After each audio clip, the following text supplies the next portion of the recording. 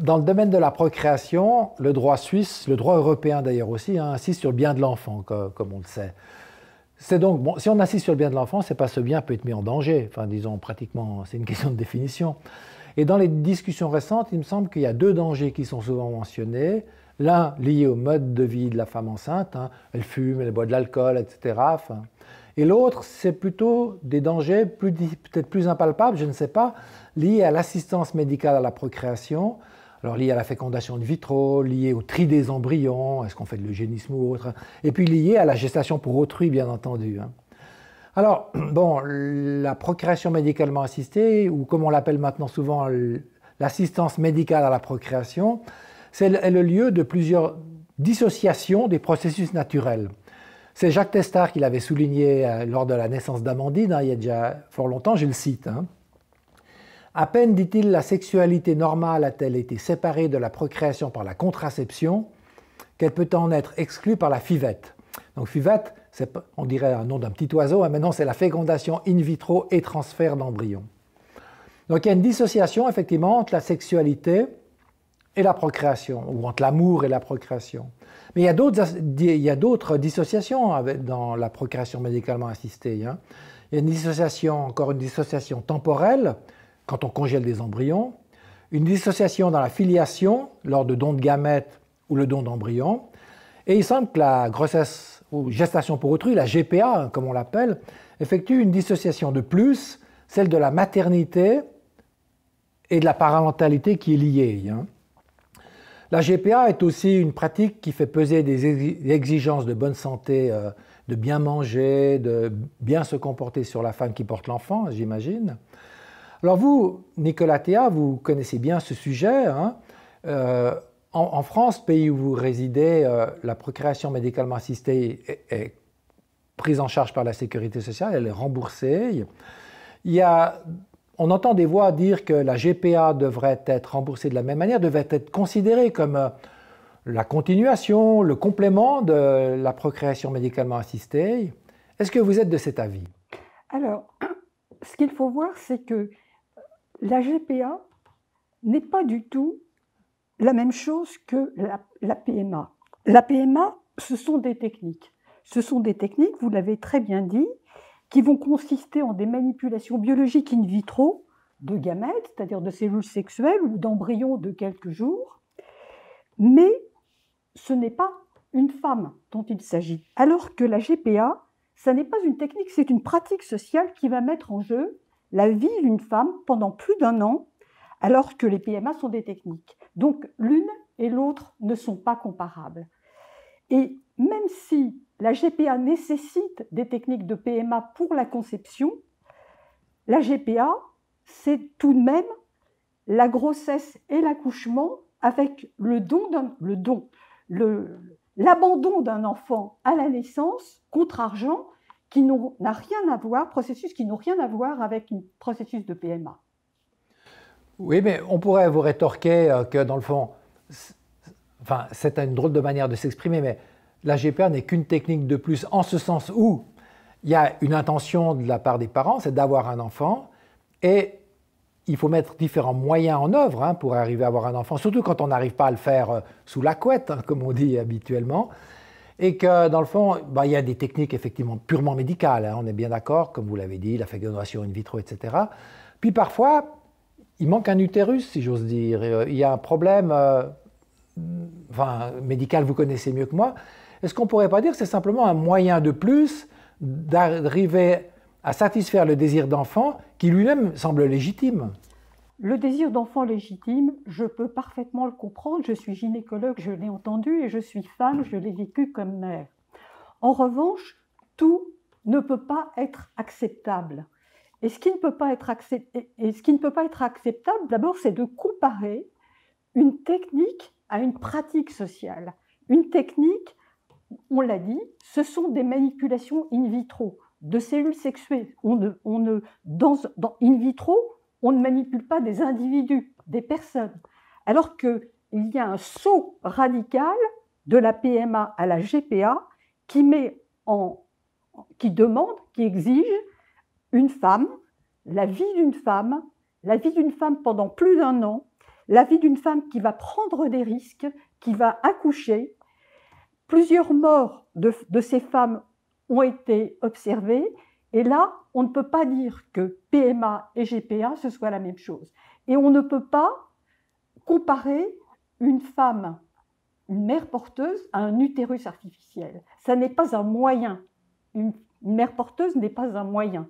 Un utérus artificiel, c'est un moyen. Une femme, c'est la vie d'une femme. Donc, dans le fond, vous qui êtes philosophe, oui, vous le savez fort bien. Tout à fait. Et notamment quand on parle du respect de la personne, voire de sa dignité, on ne va pas pouvoir le dire par rapport à des techniques médicales. C'est bien clair. Hein. Il y a des personnes impliquées, comme vous le dites fort bien. Ben, il y a les parents d'intention d'abord, hein, enfin, d'intention, les parents qui fournissent les gamètes.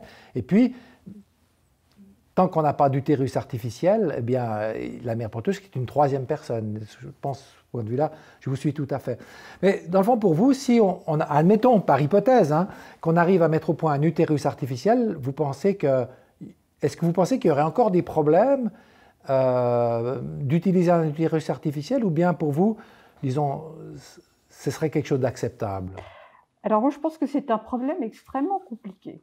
Je pense que c'est un problème extrêmement compliqué et je suis certaine que vous connaissez cette phrase de Jean Rostand, qui est un scientifique du siècle dernier, qui s'interrogeait déjà au sujet des recherches sur l'utérus artificiel et qui disait « Cette désanimalisation de l'homme qu'envisage la science ne serait-elle pas aussi une déshumanisation ?»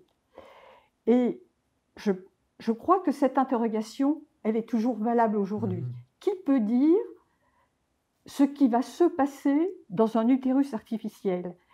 Quels sont les liens que peut tisser un utérus artificiel avec un enfant, alors que dans une grossesse, ces 9 mois de maternité, ils servent à faire grandir un enfant, mais aussi à le faire devenir humain et à tisser des liens entre cet enfant et cette mère de telle façon qu'à la naissance, il n'y ait pas de rupture brutale après l'arrivée au monde, parce que, normalement, je veux dire en dehors des situations d'abandon, comme l'abandon programmé de la GPA, il y a un processus dyadique fusionnel entre la mère et un enfant qui va permettre à l'enfant qui connaît cette mère-là parce qu'il l'a vécue avec elle, dans elle, pendant 9 mois, cette mère va lui permettre un apprentissage progressif du monde, une nouvelle mise au monde, j'allais dire, qui est extrêmement importante et dont on sait l'importance dans la construction psychique de l'enfant aujourd'hui. Donc là, effectivement, l'utérus artificiel poserait un problème, pour dire les choses rapidement, concernant le bien de l'enfant. Hein. Ce serait un risque pour l'enfant. Vous nous avez aussi parlé, il y a des risques pour la mère dans la gestation pour autrui. Peut-être qu'on pourrait un peu développer tout ça, parce que, dans le fond, certains pourraient vous dire, bon, ben, effectivement, il y a de temps en temps des accidents, comme il peut y en avoir dans n'importe quel métier, d'une certaine manière. Hein, chaque fois que j'accepte de vendre ma force de travail contre rémunération, il peut y avoir certains risques, mais dans la mesure où je suis consentant, pourquoi est-ce qu'on s'y opposerait? On pourrait dire la même chose, hein, enfin, je construis l'argument, vous me direz ce que vous en pensez, mais dans la mesure où les femmes acceptent d'être mères porteuses, contre rémunération, c'est clair, mais enfin, aucun travail n'est gratuit de cette manière. Pourquoi? Est-ce qu'il y aurait encore un problème? Alors, pour moi, comme femme, comme mère, comme gynécologue, je ne considère pas que la grossesse soit un travail. La grossesse ne peut pas être assimilée à un travail. Dans un travail, il y a un nombre d'heures de travail déterminé, avec des possibilités de repos, d'une vie personnelle en dehors du travail. Quand on est en situation de mère porteuse, on va avoir sa vie 24 heures sur 24 embolisée, non seulement d'ailleurs pendant les 9 mois de la gestation, mais plus encore par les techniques de GPA, de PMA qui sont nécessaires à la GPA, qui font que la vie d'une femme est embolisée pendant 1 an. Ce n'est pas un travail. Ce n'est pas à vous, philosophes, que je vais rappeler qu'il y a des choses qui ont un prix et des choses qui ont une dignité. La grossesse, pour moi, elle a une dignité, donc elle ne peut pas avoir un prix. Et tous ces éléments font que, pour moi, on ne peut pas, je veux dire, penser que la mère peut prendre comme ça, peut penser qu'elle peut avoir un consentement éclairé et qu'elle peut signer un contrat pour donner un enfant. Alors, il y a plusieurs choses qui se jouent dans ce contrat. Il y a le fait qu'un consentement, on le dit éclairé maintenant. On demande qu'un consentement soit éclairé. Ce consentement ne peut pas être éclairé. Pourquoi? Parce que pendant les 9 mois de la grossesse, une mère va tisser des liens avec un enfant. Et dans les contrats, il est prévu que il ne faut pas qu'elle tisse des liens avec ses enfants. Ces liens sont déniés par les contrats. Or, ces liens, que la femme le veuille ou pas, ils ne peuvent pas être empêchés. Donc, elle les crée, ces liens.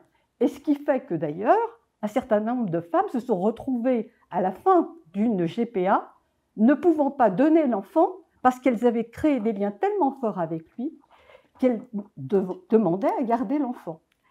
Donc, si un consentement ne peut être éclairé que dans la mesure où on peut prévoir ce qui va se passer. On ne peut éclairer que ce qu'on peut prévoir. Si on ne peut pas éclairer des liens qui vont se tisser, on ne peut pas faire de consentement éclairé, on ne peut avoir qu'un consentement invalide. La première chose. La deuxième chose, c'est que un enfant n'est pas ma chose. C'est-à-dire que moi, mère, je vais accoucher d'un enfant. Est-ce que cet enfant m'appartient? Cet enfant ne m'appartient pas. Cet enfant, je peux ne pas en vouloir. La société va le prendre en charge comme une personne humaine. Mais si je dois le marchander et le faire en échange de monnaie, il devient un objet, il est réifié et il perd son statut d'humain. On ne peut échanger contre monnaie que des choses, pas des gens. D'accord. Alors, d'enfant, je me rappelle qu'il y avait eu un cas d'une mère porteuse, comme on les appelait, hein, qui avait porté l'enfant pour sa fille. C'était en Afrique du Sud, je crois, parce que sa fille avait un problème d'utérus, et c'est donc la grand-mère qui, d'une certaine manière, a porté l'enfant. Est-ce que vous seriez, là, il n'y a pas de marchandisation, hein, est-ce que vous seriez aussi opposé à ce type de GPA ou pas? Je pense que vraiment, c'est très compliqué ce qui se passe dans ces situations-là, parce que ce qui va se passer dans les liens, et dans des liens quasi-incestueux entre un gendre, un enfant qui est à la fois petit enfant, on met une famille dans des situations qui est extrêmement compliquée, extrêmement dangereuse par rapport à tout ce qui va se créer comme lien entre tout le monde. Voilà. Moi, je dois dire que des médecins s'attribuent le droit de pratiquer ce type de manipulation sans se poser la question de « mais qu'est-ce que c'est une famille? Quelle est la place des enfants? Quel type de relations vont-ils avoir ?» etc. Ça veut dire que, voilà, on peut le faire, on le fait, on ne se pose pas de questions, qu'est-ce qu'il va en advenir? On s'en lave les mains. On empoche les honoraires médicaux en passant. Ok. Vous avez parlé au tout début, hein, là on s'est un peu occupé plus de l'enfant peut-être, hein, mais de la mère, des risques qu'il y avait de santé pour la mère. Hein. Alors on sait que d'une certaine manière toute grossesse a des risques, oh, Dieu merci, que résiduels actuellement. Est-ce que dans le fond pour les mères porteuses, les risques sont plus importants qu'une grossesse normale ou qu'une grossesse de PMA, j'entends? Alors effectivement, une grossesse de GPA, c'est une grossesse à risque, sous haute surveillance et surmédicalisée. Une grossesse à risque, pourquoi? Parce que dans ces grossesses, aujourd'hui, on n'utilise plus l'ovule de la mère porteuse. Avant, dans les premières GPA, on utilisait l'ovule de la mère porteuse et cette mère porteuse était inséminée par le sperme de l'homme du couple hétérosexuel demandeur ou de l'un des hommes d'un couple homosexuel. Et les techniques d'insémination, ce sont des techniques simples, vous le savez, qui ne mettent pas la femme, qui ne mettent pas les femmes dans des risques particuliers importants. En revanche, maintenant, les GPA sont faites avec un don d'ovocytes. ce don d'ovocytes, c'est un don commercial avec c'est des jeunes filles c'est des jeunes étudiantes en général qui donnent leurs ovocytes contre argent, et les commanditaires vont choisir l'ovocyte en fonction des qualités physiques, morales, scolaires, génétiques, médicales des mères porteuses. C'est-à-dire qu'il y a une pratique eugénique de ce type. Et pourquoi ce don d'ovocyte est-il réalisé? Ce don d'ovocyte, il est réalisé à but eugénique, parce qu'on ne prend pas n'importe quel enfant en GPA, on choisit un enfant, de même qu'on fait des diagnostics préimplantatoires, et d'autre part, parce qu'on pense qu'ainsi, on va mieux séparer la mère de l'enfant porté, puisqu'il n'y aura aucun lien génétique entre la mère porteuse et l'enfant. Mais ce n'est pas l'origine génétique qui fait le lien entre la mère et l'enfant. Les femmes qui reçoivent un don d'ovocytes parce qu'elles ont des problèmes de stérilité, on dit qu'elles sont mères parce qu'elles portent la grossesse, et c'est 9 mois de grossesse qui font les liens. Donc vous voyez que déjà, on fait une pratique particulière qui va encore aggraver les risques de la grossesse, parce que ces grossesses où il y a un don d'ovocytes sont des grossesses où il y a un conflit immunologique entre l'embryon, qui n'a pas du tout de lien génétique avec la mère, et avec la mère porteuse. Et ça peut provoquer des hypertensions artérielles, des toxémies gravidiques qui sont des maladies rénales suite à ça. Ça peut provoquer des prééclampsies, c'est-à-dire des risques neurologiques dramatiques de la grossesse avec des crises comiciales et des accidents vasculaires cérébraux, c'est-à-dire des risques vitaux. L'autre risque vital lié au don d'ovocytes, c'est le fait que ces grossesses, il va y avoir plus souvent des saignements parce qu'il y a un conflit immunologique entre l'enfant et le placenta. Et donc, il y a des malformations du placenta qui font que ces grossesses sont souvent hémorragiques, et que non seulement elles sont hémorragiques pendant la grossesse, mais qu'à l'accouchement, il peut y avoir des risques hémorragiques dramatiques qui conduisent à faire des hystérectomies d'hémostase pour arrêter les saignements, ou qui consistent, ou d'essayer de... C'est là où il y a des mortalités de femmes, parce que les hémorragies à l'accouchement, c'est la cause essentielle de la mortalité maternelle aujourd'hui. Donc vous voyez qu'il y a une surmortalité de ces femmes liées au don d'ovocytes, en dehors même de toutes les techniques de PMA avec leurs risques. Je vous remercie beaucoup, Nicole Athéa, d'avoir répondu à mes questions. Effectivement, on le savait déjà, la gestation pour autrui est une pratique problématique au niveau médical et au niveau éthique. Et bien, on verra comment la discussion sociétale va évoluer depuis. Mais je vous remercie beaucoup. Merci. Bon, la gestation pour autrui, je ne sais pas pourquoi je dis toujours grossesse pour autrui, c'est le même G, hein, probablement, un tic de langage. Bon, c'est un moyen d'avoir un enfant, si on peut dire. Hein. Bon, on a vu qu'il ne faut pas vraiment parler de moyens comme il y a d'autres moyens de procréation médicalement assistée. Mais disons, c'est une procédure qui reste assez marginale, vu d'une part sa difficulté, d'autre part son interdiction juridique dans la plupart de nos pays. Mais dans les grossesses normales, on rencontre aussi la question du bien de l'enfant et du bien de la mère d'ailleurs, hein, et notamment des contraintes que l'enfant ou que le bien de l'enfant pourrait exercer sur le mode de vie de la mère. On demande aux mères de ne pas boire d'alcool, de ne pas fumer. Vous allez nous dire, il y a sans doute encore beaucoup d'autres choses. Et la question générale qui se pose, c'est, dans le fond, est-ce qu'on devrait limiter la liberté de la mère pour le bien de l'enfant, pour la santé de l'enfant, hein, est-ce qu'il y a un devoir de la mère d'avoir des enfants en bonne santé? Alors vous êtes Laetitia Montchancel, vous êtes sage-femme. J'imagine que c'est une problématique que vous avez dû rencontrer de temps en temps. Qu'est-ce que vous pouvez nous en dire? Alors oui, c'est une problématique que je connais bien, puisque la prévention est une grande partie du suivi des grossesses aujourd'hui. La raison pour laquelle la prévention est omniprésente dans les suivis de grossesse est qu'aujourd'hui les connaissances scientifiques nous montrent qu'il existe des liens directs entre des expositions pendant la grossesse et la possibilité de développer des maladies à la fois chez la mère et chez l'enfant. Alors il existe différents types de prévention.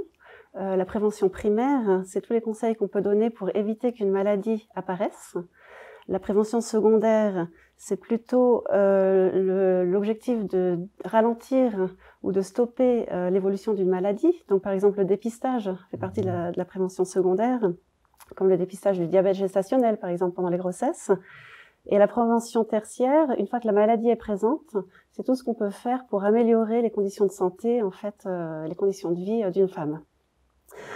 Alors, c'est vrai que la prévention propose une approche de la santé qui ne consiste pas juste en une absence de la maladie, mais plutôt une approche globale et holistique, avec l'objectif d'être en bonne santé, mais d'avoir du bien-être à la fois physique, psychique et social. Comme l'OMS le dit d'ailleurs. Exactement, c'est la définition de l'OMS. Et en fait, on s'intéresse aux déterminants sociaux de la santé. Ces déterminants sont en fait tout ce qui entoure l'individu et tous les facteurs, qui soient sociaux ou économiques, qui peuvent avoir une influence sur la santé. Donc là, ça peut être par exemple les conditions d'habitation, ou les conditions de travail, ou l'alimentation, ou l'exercice physique. Donc on voit que c'est un panel qui est assez large de conseils qu'on pourrait donner effectivement aux femmes pendant cette période.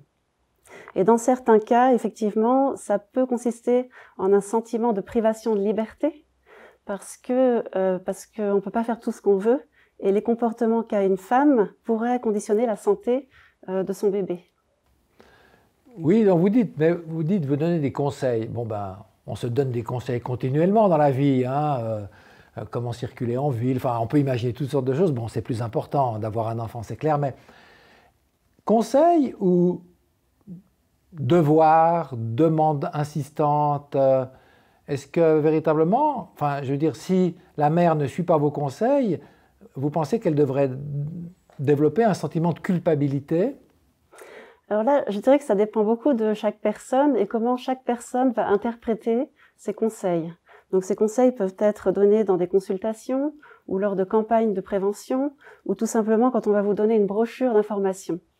Et là, en fonction de la personne qu'on est, du niveau social dans lequel on évolue, des représentations qu'on peut avoir aussi en tant que personne, on va interpréter ces conseils d'une façon ou d'une autre.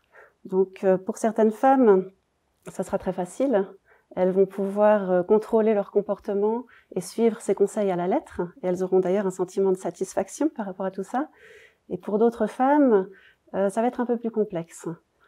Typiquement, s'il y a un problème d'addiction à la nicotine, par exemple, il va y avoir des sentiments un peu plus complexes d'ambivalence, où on sait que c'est pas bon pour son enfant d'avoir tel comportement, mais en même temps, on peut pas s'en empêcher, parce que ça vous fait du bien aussi quelque part.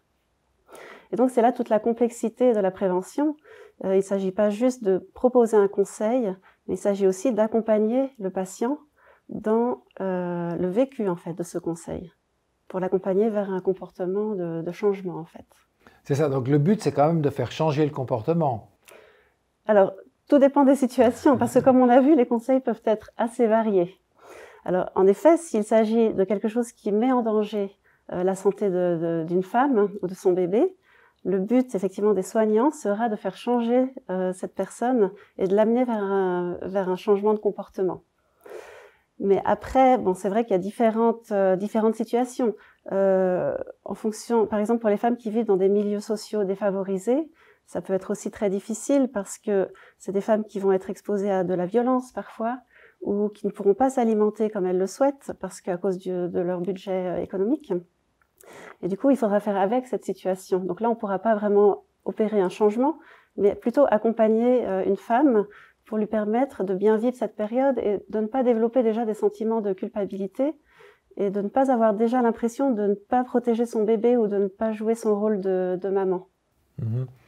Mais dans le fond, on fait quand même peser une pression non négligeable sur la mère, hein, ou sur la future mère, en lui donnant des conseils que des fois, comme vous dites, elle ne peut pas suivre. On peut imaginer, effectivement, vous parliez de personnes défavorisées qui vivent dans des appartements, pas insalubres, mais je veux dire, où les règles d'hygiène sont sans doute plus difficiles à suivre. Est-ce qu'il y a, d'après vous, aussi une responsabilité plus sociale ou politique, dans le fond, par rapport aux femmes enceintes? Parce qu'on pourrait dire, bon, il y a un intérêt public à ce que les femmes aient des enfants, puisqu'il faut bien que la société continue à se développer, hein. Elles en font, semble-t-il, de moins en moins, donc certains disent qu'il faudrait le favoriser, mais dans le fond, si il devient très difficile de mettre des enfants en vie, en bonne santé. Est-ce qu'il n'y a pas là une réflexion plus politico-sociale à avoir, d'après vous? Oui, tout à fait, je suis d'accord avec vous. Ça commence par exemple par les droits du travail. Donc il existe des politiques et des lois qui protègent les femmes pendant la grossesse sur leur lieu de travail. Et si elles sont exposées à certains risques, elles ne vont plus travailler pendant la grossesse. Mais aussi toutes les politiques d'urbanisation, par exemple, où on peut imaginer des espaces où on peut vivre en bonne santé. Que ce soit au niveau des appartements, mais au niveau des espaces verts qu'on peut avoir aussi dans une ville, ou l'accès peut-être à une alimentation équilibrée. Donc là, je pense qu'effectivement, la société a probablement une responsabilité pour aider ces populations. Il existe aussi des associations qui peuvent soutenir. L'hôpital cantonal aussi propose des programmes pour accompagner les femmes qui n'arrivent pas à arrêter la cigarette, par exemple. C'est vrai, et en parlant de cet aspect social, moi, je me souviens, peut-être vous en savez sans doute plus que moi sur cette question, et peut-être vous me corrigerez, mais que par exemple, lorsque une femme enceinte boit de l'alcool, alors à une époque c'était courant, hein, l'alcool était beaucoup plus consommé que de nos jours, mais selon le milieu socioculturel d'où vient cette femme, les effets peuvent être différents sur l'enfant. C'est-à-dire qu'il y avait beaucoup plus de syndrome alcoolique chez les nouveau-nés de milieux défavorisés que dans les milieux favorisés. Je sais pas, j'ai vu ça, hein, je ne sais pas s'il y a des études plus sérieuses, mais est-ce que ça voudrait dire qu'il y a, dans le fond, plein de cofacteurs qui jouent un rôle sur la santé de l'enfant? Alors là, en ce qui concerne l'alcool, c'est vrai que les politiques ont changé depuis 20-30 ans. C'est vrai qu'il y a 30 ans en arrière, c'était encore admis qu'on puisse consommer de l'alcool pendant la grossesse. Aujourd'hui, on est tous d'accord sur le fait qu'il ne faut pas consommer d'alcool. On parle même de tolérance zéro pendant la grossesse.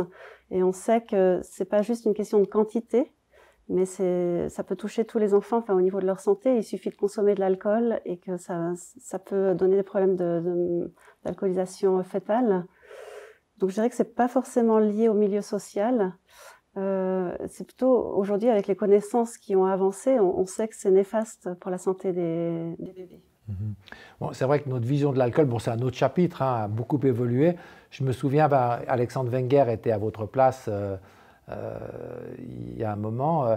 Il nous avait montré des publicités où il était indiqué que, du 19e siècle, hein, où que le chauffeur de car consciencieux boit son Pernod avant de partir. Voilà, donc des choses qui de nos jours nous paraissent aberrante, hein, tout à fait aberrante. Donc, mais imaginons qu'une femme boive l'alcool. Bon, alors évidemment, si elle est vraiment alcoolique, on est dans un domaine d'addiction quasiment, hein, mais on peut boire de l'alcool de manière récréative parce qu'on va à des apéros, etc. On sait que c'est mauvais pour l'enfant, mais vous dites, vous donnez que des conseils. Mais est-ce qu'on ne pourrait pas parler de devoir moral de la femme de ne pas boire d'alcool, par exemple? On pourrait, mais c'est vrai que là, c'est beaucoup plus culpabilisant pour les femmes. La complexité de l'accompagnement, c'est vraiment de pouvoir transmettre des messages sans stéréotyper trop les situations et puis en accueillant les envies des femmes ou peut-être leurs émotions par rapport à tout ça. Donc si on fait des campagnes qui sont trop axées sur la peur, par exemple, là on va générer des sentiments de peur ou on peut générer des sentiments de culpabilité aussi chez les femmes. C'est assez surprenant. Bon, là, je fais une réflexion générale, hein, mais la situation actuelle dans nos sociétés, où d'un côté, on moralise énormément, il y a des normes pour tout, on rajoute norme sur norme, hein, en partie parce que nos connaissances augmentent, hein, aussi. On ne pouvait pas, évidemment, avoir des normes concernant l'alcool quand on ne savait pas que l'alcool était mauvais pour la santé, en tout cas bu en quantité modérée. Mais en même temps, on ne veut pas culpabiliser. Donc, on est à la fois de plus en plus moraliste, mais on ne veut pas cette partie de la morale qui est la culpabilisation. Alors, pourquoi? Parce que c'est contre-productif, vous pensez? Est-ce que vous avez une idée là-dessus? Oui, c'est possible que ça soit contre-productif. Parce qu'il y a tout un processus, en fait, dans le changement, en fait, dans la capacité de changer. Et si on propose des stratégies à une patiente, des stratégies de changement, à un moment où la patiente n'est pas encore prête à changer, on peut renforcer des résistances qui vont l'empêcher d'avoir des comportements protecteurs en fait pour leur bébé et qui vont faire qu'elles vont continuer à consommer de l'alcool par exemple. Et puis il va y avoir une perte de confiance probablement chez ces femmes et aussi des sentiments de ne pas réussir en fait à jouer leur rôle de mère. Donc l'idée, c'est de les accompagner dans ce processus de changement le mieux possible sans les faire culpabiliser, mais plutôt en explorant leur ambivalence, en renforçant leur confiance et leur capacité à changer, parce que pour qu'un changement fonctionne, il faut vraiment que ça vienne de la personne. S'il est imposé, ça génère tout le contraire. C'est intéressant ce que vous dites, parce que bon, moi je suis philosophe et ça me rappelle un vieux débat de l'Antiquité grecque entre les stoïciens qui pensaient qu'il y avait plein de devoirs moraux, c'est les premiers à introduire le terme, et puis les aristotéliciens qui pensaient qu'il n'y a pas de devoirs moraux, il y a juste des comportements qui sont meilleurs que d'autres, et ils appelaient ça des comportements vertueux. Le terme vertu, évidemment, n'est plus tellement utilisable de nos jours, hein, mais il s'agissait de viser ce qui était le plus préférable. Peut-être que notre morale un petit peu juridique, peut-être judéo-chrétienne aussi, a pris une route qui n'est pas idéale quand on veut faire changer en douceur le comportement des personnes. Bien, Laetitia Aymon-Chancel, je vous remercie beaucoup d'avoir répondu à mes questions. Merci à vous.